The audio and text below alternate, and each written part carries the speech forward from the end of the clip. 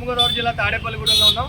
తాడేపల్లిగూడెంలో NTR circle వద్ద ఉన్న Apollo ఫార్మసీలో ఈరోజు డ్రగ్ ఇన్స్పెక్టర్ తనిఖీలు అయితే జరిగాయి.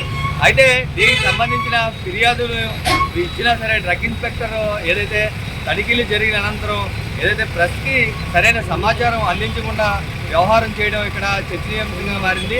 పెద్ద సంస్థకు మేము ఎలాంటి ఏదైతే మేము బయట ఇస్తామో ఎలాంటి వాటిలో మాకు ఇబ్బందులు ఎదురవుతుందని చెప్పడం. అయితే దీనికి సంబంధించి ఇక్కడ మెడిసిన్ కూడా మీకు చూపించడం జరుగుతుంది.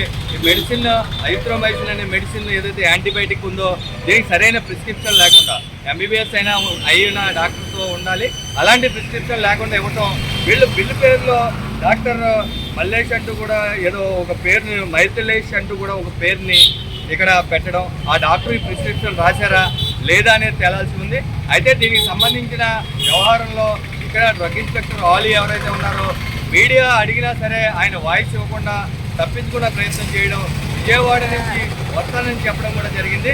అయితే దీనికి సంబంధించిన ఈ విషయానికి సంబంధించి కేసు నమోదు చేస్తారా లేదా, దీనికి సంబంధించి ఈ ఏదైతే అవుట్లెట్ ఉందో అపోలో అవుట్లెట్ పైన చర్యలు తీసుకుంటారో లేదా చర్యలు తీసుకుంది. ఇదే అవుట్లెట్ ఒకవైపు బ్రిడ్జికి అటువైపు ఉండే అవుట్లెట్ ఈ మధ్య కొత్తగా ఇక్కడ మార్చడం కూడా జరిగింది. అయితే అక్కడ ఏం జరిగిందనే విషయాలు కూడా తెలియాల్సి ఉంది. దీనికి సంబంధించిన పూర్తి వివరాలు మరో వెబ్సైట్లో మీ రచ్చ మీడియాలో చూస్తూనే ఉండండి. మీ అభిమాన ఛానల్ రచ్చ మీడియా.